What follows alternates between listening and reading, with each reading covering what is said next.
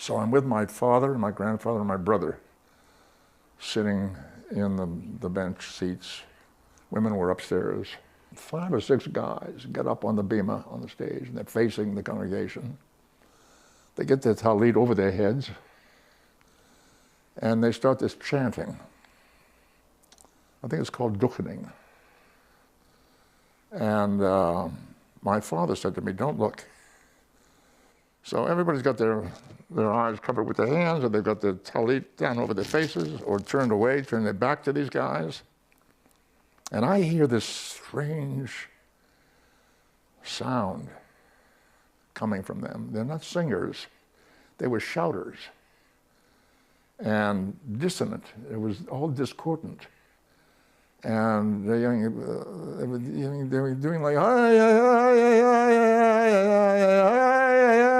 that kind of wailing. And all discordant, not together, not in unison.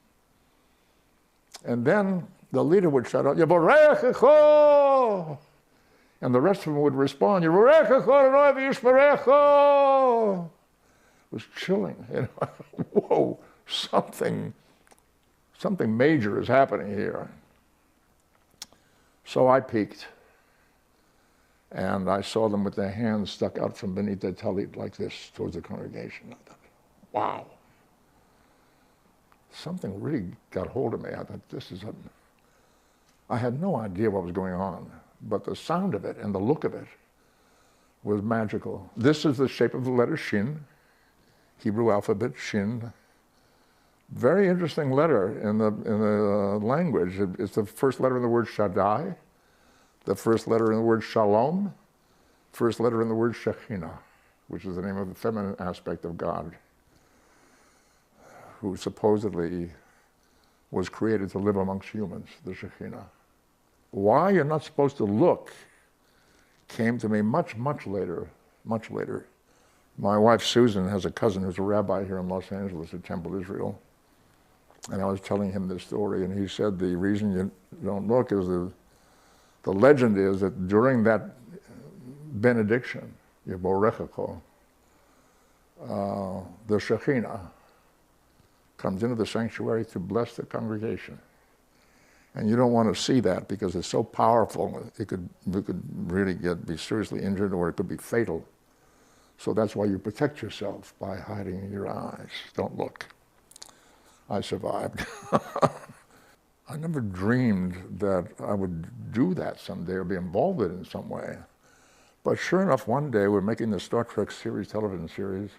We come to a very lovely script called Amok Time, where my character, Spok, who comes from the Vulcan planet, has to go home to fulfill a marriage betrothal, to be married. And the lady who's going to conduct the service is a lady named Chapao, played by a wonderful Jewish Viennese actress named Celia Lovsky. I'm supposed to meet her when we arrive at the planet. We exchange hellos.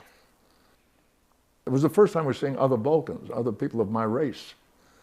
So I was hoping to find some touches that could develop the story of the Vulcan sociology, history, whatever, ritual. So I said to the director, I think we should have some special greeting that Vulcans do, because he said, what do you mean? I said, well, you know, humans, we have these rituals, things that we do. We shake hands, we nod to each other, we bow to each other, we salute each other. What do Vulcans do? So I suggested this. He said, okay. And that's how we did it as a greeting, a Vulcan greeting. Boy, that just took off through the culture. It was amazing. Within days after it was on the air, I was getting it on the street. People doing this to me, waving to me in this Vulcan gesture. That's interesting. And it's been that way to this day. It's almost 50 years later, people are still doing it. It just touched the magic chord. Most people, to this day, still don't know what it's all about. A lot of people do, because I've talked about it a lot.